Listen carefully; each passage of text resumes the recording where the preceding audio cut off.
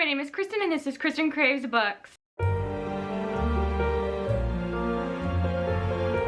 Today we're filming one of my favorite videos to film. I do this about 3 to 4 times a year because, let's be honest, I'm somebody who judges a book by its cover, and I really do appreciate cover design and cover artists, especially in the world we're in right now where there's a lot of conversation surrounding AI. I think it's important to appreciate the actual cover artist, and I've started to follow more and more cover artists online, on Instagram in particular, and I just want to buy all their prints. I think these people are so damn talented and I just love their stuff.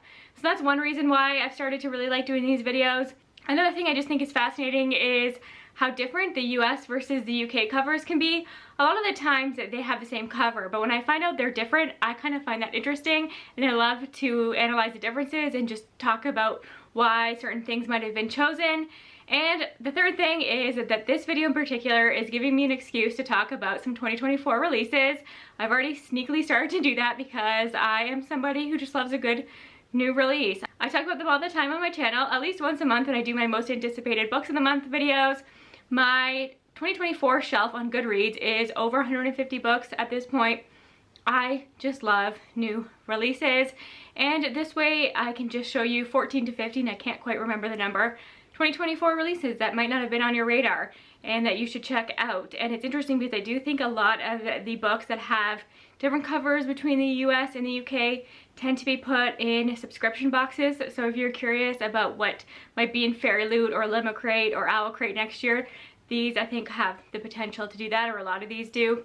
And I would love to hear your answers or which choices you would pick for all of these books down in the comments, because art is so subjective. As we know from being on BookTube, everybody has different tastes, but I think that's especially true for visual art for something like book covers. So I'm going to leave a pinned comment down below with just all of the titles of the books I'm going to talk about today. You can copy and paste that and let me know what your winner for each book is and who was your winner overall. I just think that's fun. I love to talk to you all about these kinds of things. So the first book that I'm going to talk about today is a sequel to one of my favorite books of the year, the only book I've read twice in 1 year, and that is the sequel to Emily Wilde's Encyclopedia of Fairies. The sequel is called Emily Wilde's Map of the Otherlands. And before we really dive into analyzing the covers of the sequel, I just want to show you the US cover of the first book, because I assume the sequel is going to look the same, and you can't feel this. I wish you could jump through the screen and feel how soft matte this cover is. I know that you know what I'm talking about because it's just so satisfying. And what I love about this is that there is no dust jacket at all. This is the standard edition that you would buy at any bookstore. It doesn't come with a dust jacket. The design is printed right on the hardback here, and I think what's great about that is that this reads like Emily Wilde's journal. And I'm not going to describe all these books because that would just be too much, but I will do that in future videos when I talk about new releases and things like that more in depth and not just analyzing their covers. But this, it reads like Emily Wilde's journal, and there's something about this design that screams journal to me with the matte finish. Most journals don't have dust jackets, so I just think that that is a really nice touch. So obviously I think that the sequel in the US edition is going to be the same way. There are a lot of things that I love about the US cover. I love the font that they choose. Again, it parallels that journal style with the font on the letters there. And if you look really closely, there are a lot of fantastic details. The 2 foxes on either side are not something I noticed right away. I love that compass and its placement and things like that. I just think that this cover is a little bit busy. I think maybe the dark background and the choices of the designs are not popping enough. So you might not have even noticed those foxes on there if I hadn't pointed them out to you, but I do think that this is beautiful. And then you look at the UK cover, and I just think this is stunning. I was looking at my shelves. If you look at my shelves behind me, I don't think I have anything that's quite this color of green, and I love it. It's like a minty green. It's so whimsical and charming. I like the size of the illustrations on this cover better. You can just see them better. There's a trend of adding mushrooms to covers lately, and I am all for that. I love the scroll or the map with the compass as well. Just so many great details. I love this illustrator quite a bit, and I think it's interesting to look at the US cover and see that they chose to have Map in the Otherlands highlighted in the title. And then you look at the UK one and they're focusing on Emily Wilde, so I think they're trying to bank on the success of the series and let people know that this is the next book, which I think is probably a smart choice. And I love the color of font on the UK one. I'm wondering if that's going to be foiled. So for me, the UK one wins just because I love the proportions of the design. I love the illustration style. I love the color choices. I just think that this one is more eye-catching, but being me and how much I love this series, I'll probably end up with a copy of both editions, and I don't apologize for it because I love this series so much, and I do think both editions are really pretty.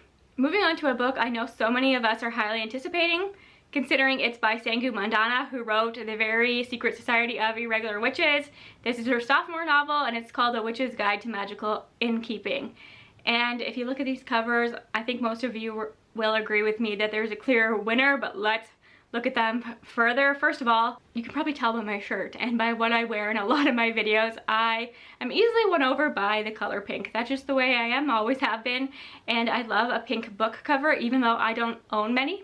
I think mostly in romance is what I find pink covers in, but I like that this one is a fantasy romance. I love the teal on that cover as well, and there's so many great details that let you know that this is a cozy fantasy romance. First of all, there's two characters on the cover. I love that she seems to be reading a book that has some magic coming out of it, and she's a fox around her leg. When I first looked at this cover, I didn't notice that there was like a dead chicken, like a chicken skeleton that's obviously still alive. I love that. That's been in more and more books recently, and I'm all about that. I think that little chicken is so cute, and that little touch alone makes me want to read this book. There's so many great details, even in the house in the back with the ivy on the wall. My only complaint is because there's so many wonderful little details, from that skeletal chicken to things like the vines, why don't these characters have faces? That is a trend in romance covers specifically that kind of bothers me, is these just flat faces, no eyes, no nose, no mouth, no details at all. I just think it kind of distracts from all the other details that went into the cover. Why couldn't we do some faces on there as well? But overall, this is eye-catching. Obviously the fox wins me over, and I just think it's really pretty. And then we go over and look at the UK cover, and to me this just looks like your generic cozy mystery, and I love a cozy mystery. I actually like a lot of their covers as well, but that's not what this book is. This looks like it's going to be a mass market paperback cozy mystery. The only hint that it has any fantasy at all is that it seems to have like a cauldron on that table, but unless you look really closely, you could just think that was a pot of soup or something. There's nothing about this that makes it look special or that I would pick it up. The art style's a little bit too cartoony for my personal taste. I just think there's no comparison here, and I give the win to the US. With this next one, we're going to dive into more of the artists themselves, because these are two artists that I really do follow and appreciate their work. So this is A Fragile Enchantment by Allison Saft. So Chong is actually the cover artist for the US edition, and you might recognize her work. She does a lot of interesting covers that people really seem to like. She actually designed both the US and UK covers of The Hurricane Wars, which is a book that comes out this month and is really popular.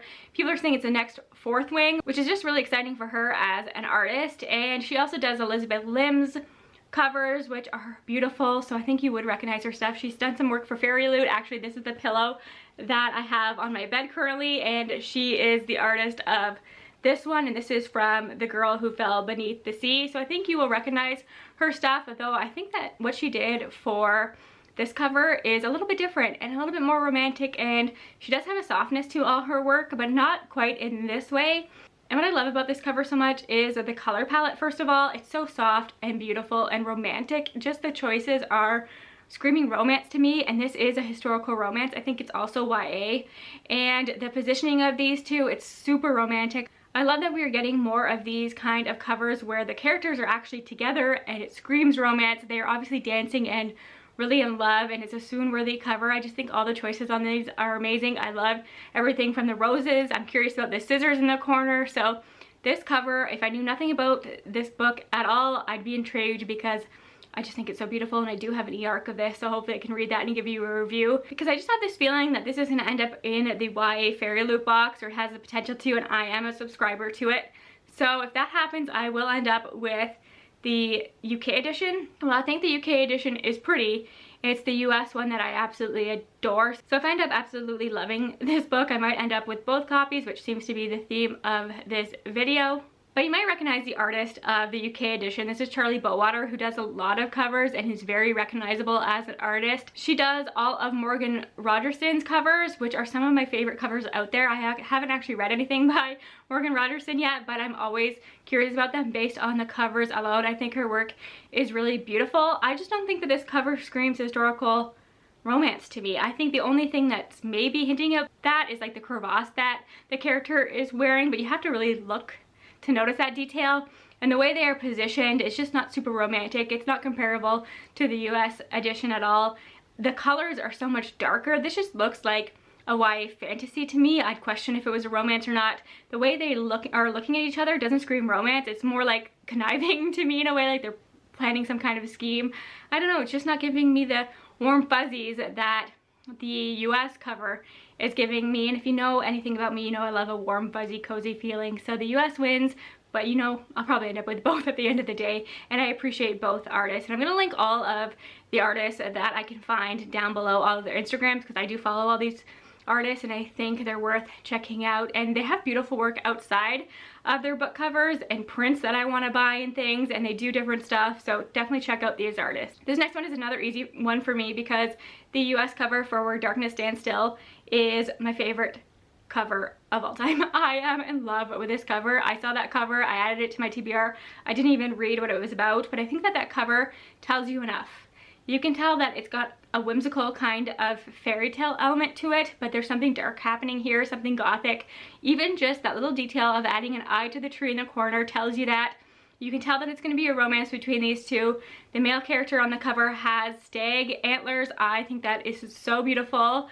I can't get over the amount of detail that went into this. You can tell that the artist put a lot of work into this, and I hope that this is a trend that continues where we get such detailed covers, because I so appreciate them, and I hope that artists are compensated fairly for the work, because I can only imagine the hours that went into creating that. And I followed the artist on Instagram, and it might be one of my favorite follows in years. Like, I am just obsessed with all of their work. So I'm gonna put their Instagram down below and put it here as well. But all of their art style kind of follows this vibe. And from what I can tell, that this is their first book cover, and I hope that they get more because I'm in love with it. I would get prints of all their stuff. I'm serious. So beautiful. Then you look at the UK one, and it's not giving. It's just looking like generic fantasy to me. I think that there's probably a lot of work that went into the details behind the font, but they are so muted you can't even see them. There is a stag in the center, but would you know that looking at this cover right away? And with the moth and the moon and everything, I think whatever's going on behind could be really beautiful, but then they put almost this blue filter over it all and everything is lost. Again, there's mushrooms on it, so that's always a bonus point for me. I like the trees going up, but it just is nothing that would catch my eye on a bookshelf, whereas the US cover, I want to buy a print of that. I would buy the original art. It is just that beautiful, so US wins. I've been torn about this series since I first saw the cover reveals for the first book in the series, because both editions are stunning in their own ways, and obviously this is the Celestial Kingdom. Did you know we were even getting like a novella? I think it's a short story collection in this series that comes after the events of the second book, which I feel like we need. This is called Tales from the Celestial Kingdom, but I'm going to show you my editions of the first book because of course I have both editions. Don't judge me, this is a theme. I am a sucker for a beautiful cover, even more if I love the book. So here is the UK cover. Now to be fair, this is the Fairy Loot edition, so I'm not sure. I think some of the color changes are different, but I think the overall design is the same, and there's no denying its beauty. And then here is the US cover, which has so much detail and is so beautiful in its own way. They're so different, and I love them both. So obviously I've been so torn about this series that I just buy both editions because I can't choose a favorite. But in this case, I do think that I have a clear favorite, which is strange considering we just talked about Kelly Chong, and she does illustrate the US editions, which are beautiful, and you know I love her stuff. I have that pillow on my bed by her. I just think she's so incredibly talented. But there's something about the UK one this time that is so pretty. I just think all of the details really work for me. Obviously that mint green may be a trend next year, and I am all for it. Mint green with that pink, that's a combo that just really works. The amount of detail that went onto this cover specifically seems to be next level, even from the other two copies. So the peaches, I think, are on this tree are beautiful. The ravens on there, the dragon, and like the palace in the background, even the clouds. Everything is just so artistically stunning. And I love that in this one we have like the pink to white fade in the circle in the middle there. I just think that is such a striking book. And while I love all the minute details on the US cover, because I love Kelly Chong, I just think that the choice to go so pink on this one, the details are lost. You have to look really closely to even see what's going on here. It just looks more washed out than the first two books in the series do. So to me, it's not really the illustrations that aren't working for me. It is the color choices. It's just too washed out for me. And when you compare that to the brightness and the poppiness of the UK edition, to me, there's no contest. The UK wins. So I think the US is winning 3-2 right now, which is exciting because it's a close call for sure. And we're moving on to an interesting case because You'd Look Better as a Ghost, which, side note, I love that title, one of the best titles ever, is already out in the UK. But I looked it up to buy it because Olivia from Olivia Catastrophe talked about it, and she has a way of selling me on books like no one else. So I looked at it, but it's not out into the US or Canada until 2024.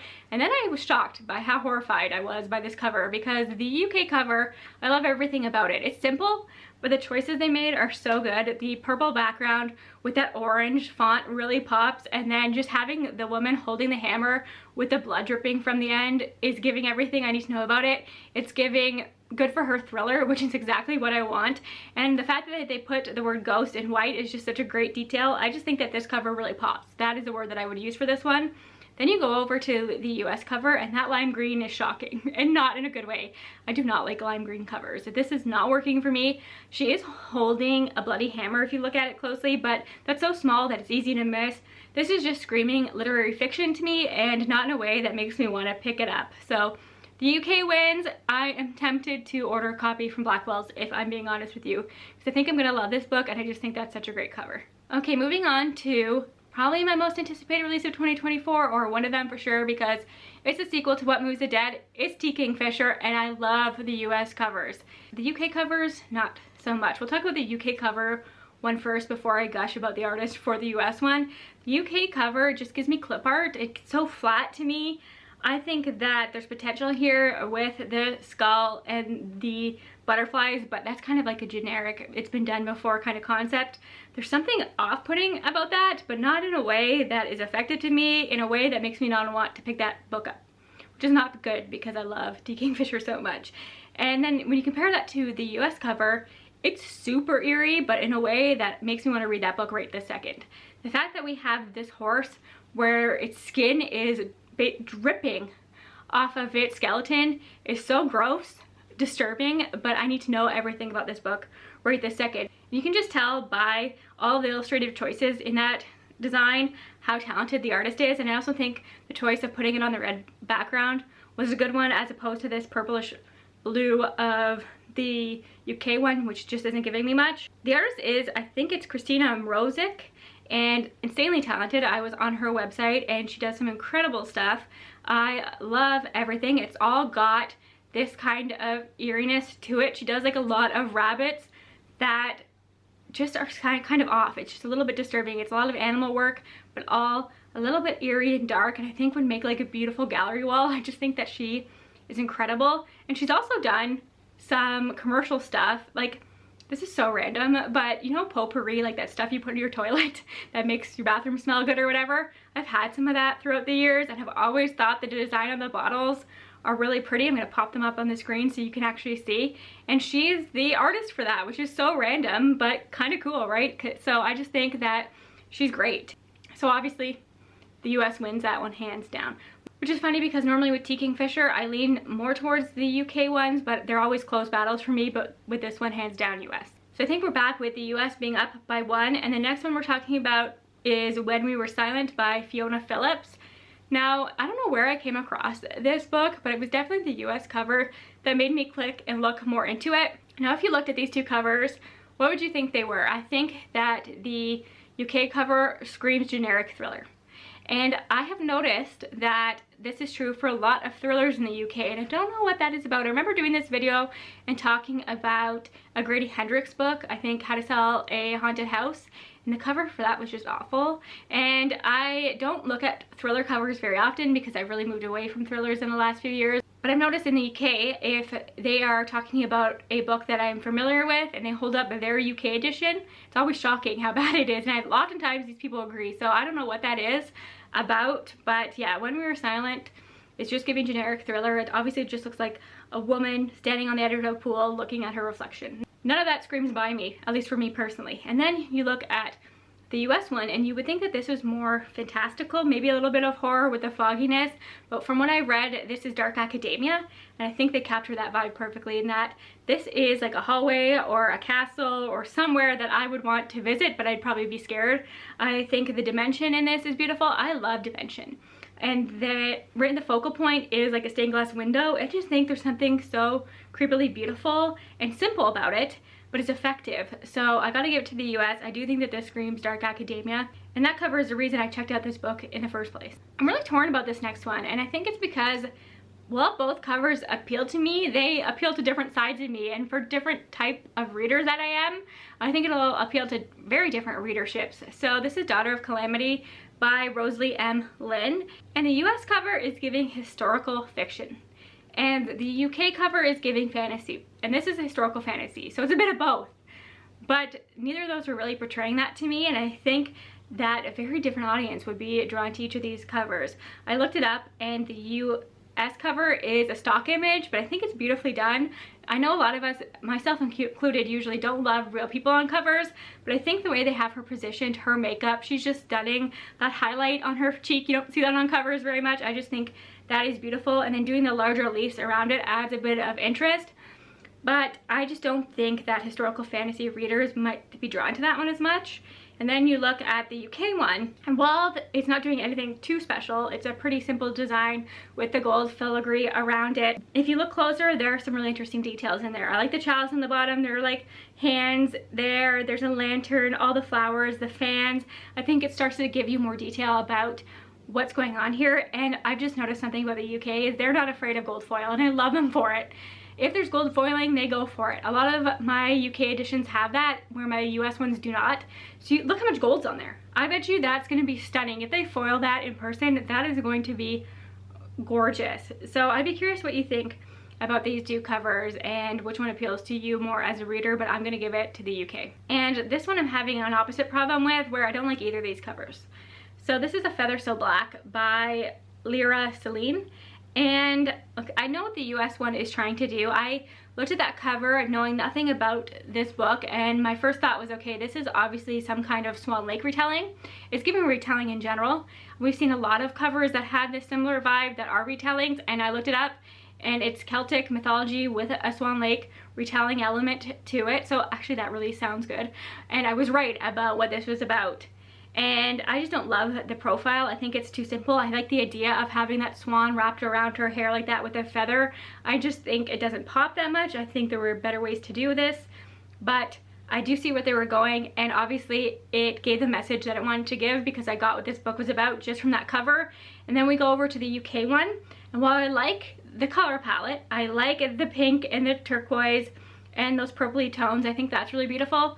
This just looks like your generic fantasy to me. How many fantasy books have we seen that have a dagger or sword in the middle with flowers wrapped around it? This tells me nothing. What would make me think that this is Celtic or Swan Lake retelling in any way? Is there even a swan on there? Not that I can see right away. Like, why wouldn't you put a swan wrapped around the dagger or the sword or something? I just don't know. I think that was just kind of a very generic cover. While pretty, gives me nothing. So I'm gonna give it to the US, though I don't love either of these covers, to be honest with you. This next one's an interesting one, where not only are the covers completely different, the titles are actually different. So this is a new book from Kristen Cicerelli, who is an author's name I recognize, but in the US this book is called Heartless Hunter, and in the UK it's called The Crimson Moth. I think I like the name The Crimson Moth better, but I think in the US that's what the series is called. It's very confusing. I don't know the decision making behind giving different titles. I know that's something that happens once in a while, but that's besides the point. When we look at these two covers, I like the size of the moth on the US cover. I love that there seems to be some kind of gems on this moth. It almost looks more like a brooch than an actual moth itself. I think that the turquoise background is pretty. And then we go to the UK cover, and I really love this cover. I think it's pretty. I like that there's almost like a film over top of it. It adds like a softness to it. I love the color choices. I love, again, the filigree that's around it, all the little ferns and little details. There's just more going on. More pleasing to the eye. That is where my eye is drawn. Another thing that I noticed is I much prefer taglines in the UK versus the US typically. I could do a whole video talking about taglines. But the tagline on the UK edition is "A moth to flame, a witch to burn." So good, a witch, I'm in. And then the US tagline is "Her deadliest enemy or her greatest love." So it's enemies to lovers, but that's a cheesy tagline, who are we kidding? So I'm gonna give it to the UK in this case. Next up is My Throat is an Open Grave by Tori Bavellino, and these are both eerie covers in very different ways. One is more obvious and one is more subtle, and I am a subtle kind of girl. But I do think the US cover is really pretty. I like the idea of this. The background especially catches my eye with all of those skulls back there. I think that is the subtlety that I appreciate. But I'm not sure that I love the illustration of this girl's face or the illustration style in general. I like the bloody handprint on the white dress. I think those are interesting choices. It's just kind of off-putting for me in a way that doesn't grab my attention. But then we look at the UK edition, and in theory this shouldn't be creepy. It's just a bunch of hands picking flowers. But the choice in tones of the colors and the darkness of it, and even just the title adding to it, you know that this is going to be creepy. This is eerie. I am unsettled by it in a way that makes me want to pick it up. So I'm going to give it to the UK. Up next is one that just sounds really good in general. It's To Cage a God by Elizabeth May. And I think that the US cover is kind of interesting. I do think there's a lot of great details in this. I love how it looks like this palace is on fire. I just don't love that it looks like it's floating. I think that it's kind of just one that I would probably walk past in a bookstore, but there's nothing wrong with it. I actually think it's really well done. And I think it has the potential to be one of those books that looks even better in person because of the brightness of it. I just think once I have it in front of me, the details might be more obvious and I will love it. But my eye right now is instantly drawn to the UK edition, and I figured out why. Because the artist is Tom Roberts, who I'd never heard of before I started looking into this, but he illustrates two of my favorite covers that I've seen in 2023. One of them is one of my favorite books of the year. So Tom is the artist of The Book That Wouldn't Burn. And if you've seen this cover, you know how beautiful it is. And again, I think it's one that's even prettier in person, but there is some raw talent in this artist. So many incredible details. And then he also does a book that I know so many people were in love with this year, the cover and the story itself. I haven't got to it yet, but as soon as I saw the cover, I wanted it, and that is Godkiller. That is such a stunning cover. So there's something special about this artist, and I think that To Cage a God is kind of different from his other stuff, but I'm still really into it. I think he does a really great job of backgrounds. I don't know what that is, but he puts so much detail into the backgrounds, and something about that rib cage that has something crawling through it with the flames. I'm creeped out. I am intrigued. I need to know what is going on in there. I love the choice of how the fire is done and the color choices in there. I just think that cover is beautiful, and obviously Tom is an artist I am going to start following more because there's some talent there. The last one is a book that I talked about in my most anticipated releases video, and a book that I will probably be starting today because I just received a message from Esme, who, if you were in the book community at all, you know Esme. Even though she doesn't have a channel, you know who she is. I adore Esme, and she messaged me saying how great this book is because we share a love of CJ Cook. So that is A Haunting in the Arctic, and I don't know why I didn't know this, but it comes out in Canada and in the UK this month in October, or I think it came out today. It's Tuesday as I film this, and it comes out in the US in 2024. So I'm so pleased because that normally doesn't happen for us. Normally in Canada, we have the same covers and release dates as the US. But in this case, we are with the UK, and I'm thrilled because the UK cover is so much better.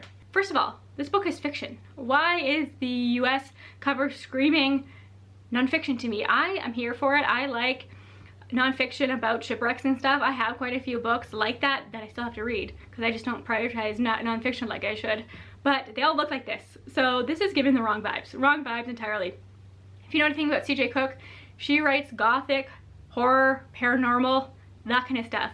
The UK cover has like a more whimsical vibe. It tells you that this is fiction, first of all, and that there is something paranormal happening in here because they chose to make the ship in the middle look like it's glitching a little bit. You know that this is not standard non-fiction. Also adding all that design around the border adds to that. I love the more muted, the lighter blue choices that they made on this cover. It's just far superior to me, and I will start that today. I love CJ Cook so much, but I think that the choice of this US cover is kind of a disgrace, and I think it won't attract the right readership, which makes me angry because she deserves all the readers she can get because she's just brilliant, and I will never stop talking about her. But obviously the UK wins that one hands down for me. So from what I'm thinking, the UK won this, but I'm gonna go back, not do the math and counting on camera, but I will come back and tell you my winner. So the 14 books that I talked about in this video, the UK won 8 of them. So they come out on top, 8-6, which is so close, and I'm lucky that it wasn't a tie. I think I've gotten close to a tie in the past. But because they're so close, that just tells you there's no rhyme or reason to this. This is just fun. I'm not trying to like determine who actually is ultimately doing covers better. It's all subjective. I just needed a way to talk about these 2024 releases, to highlight some covers I love, and most importantly to shine some light on some cover artists and artists in general who I think deserve some love as well. So I will link all of their Instagrams, if they have them, in websites and stuff, down below if you want to check them out. I will also leave that pinned comment so that you can tell me what your thoughts are. If you would disagree with me, don't be afraid to tell me. I want to know. I love that. I want to have a discussion about why you think this cover is better than the other. Give me all of your reasons. If you have a favorite cover artist, please tell me. If they have an Instagram, let me know what it is. I am loving following cover artists at the moment, so let me know all that stuff. Thank you again for your support. I'll talk to you again soon. Bye for now.